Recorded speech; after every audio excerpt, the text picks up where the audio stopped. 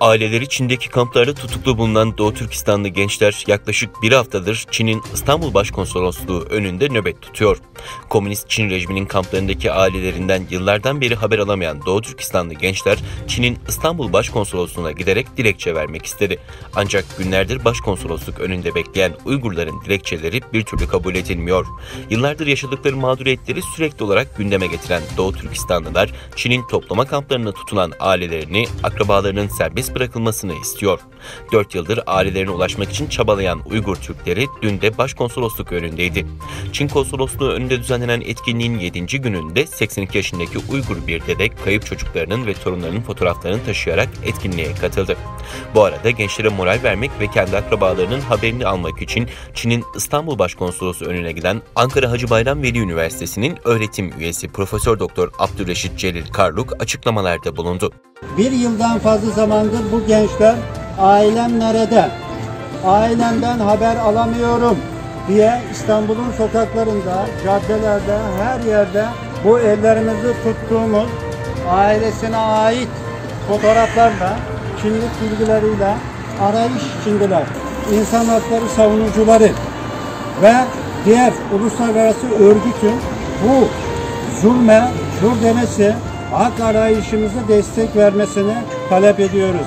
Karluk, Türkiye Cumhuriyeti'nden ülkesine sığınan diğer mazlumlar gibi Uygurlara da sahip çıkmalarını istedi.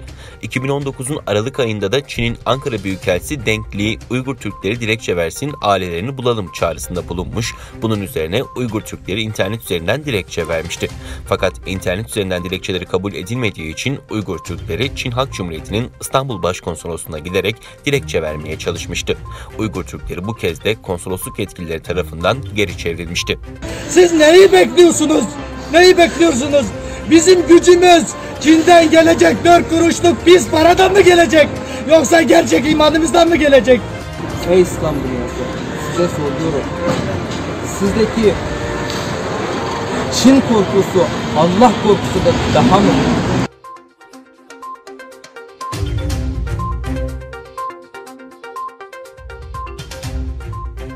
Çin'in yayın organı Xinjiang Günlük Gazetesi'ne göre Çin'in 2020 yılında Doğu Türkistan'dan Çin'e 100 milyar kilowatt elektrik taşıdığı öğrenildi. Doğu Türkistan'daki Xinjiang Elektrik Enerji Şirketi web sitesinde yer alan açıklamada 23 Aralık 2020 tarihi itibariyle Doğu Türkistan'ın enerji iletim kapasitesinin geçen yılın aynı dönemine göre %40 artışla 100.12 milyar kilowatt elektrik enerjisine ulaştığı ileri sürülüyor.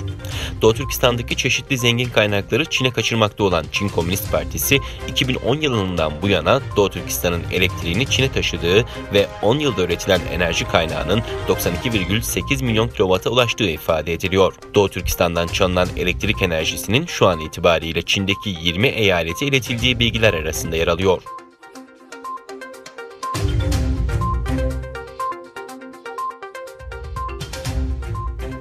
Çin'in Wuhan kentinden tüm dünyaya yayılan Covid-19 salgınına yönelik kısa videolar çekerek internette yayınlayan 37 yaşındaki gazeteci Zhang Zhen yargılandığı mahkeme tarafından 4 yıl hapis cezasına çarptırıldı.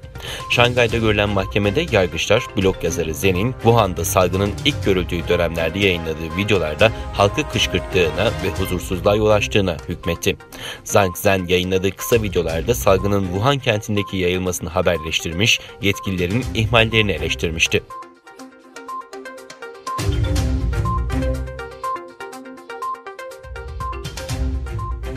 Çin Merkez Bankası ödemeler devi Ant Group'tan borç verme ve diğer tüketici finansmanı operasyonlarında değişiklik yapmasını istediğini açıkladı. Bu açıklama Ant Group'un milyarder kurucusu ve hakim hissedarı Jack Ma'ya yönelik yeni bir darbe niteliğinde.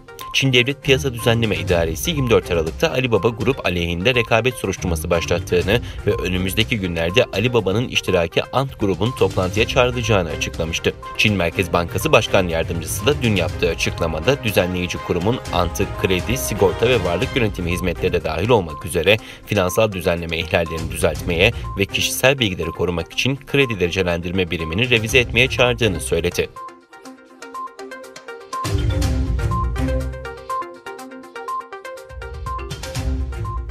Çin'den Amerika Birleşik Devletleri yönetiminin imzaladığı Tibet yasasına tepki geldi. Dışişleri Bakanlığı, Tibet'in Çin'in iç işleri olduğunu ve herhangi bir dış müdahaleye müsamaha göstermeyeceklerini belirtti.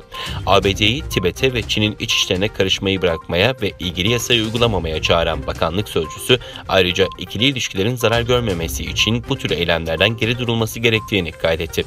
Trump'ın imzaladığı yasa, Çin'in Tibet özerk bölgesinde konsolosluk açılmasını ve bir sonraki Dalai Lama'nın Çin'in müdahalesi olmadan Tibet Budist toplumu tarafından atanmasını temin edecek uluslararası bir koalisyon kurulmasını öngörüyor. Tayvan'da hükümet ise ABD'nin hamlesini memnuniyetle karşıladığını duyurdu.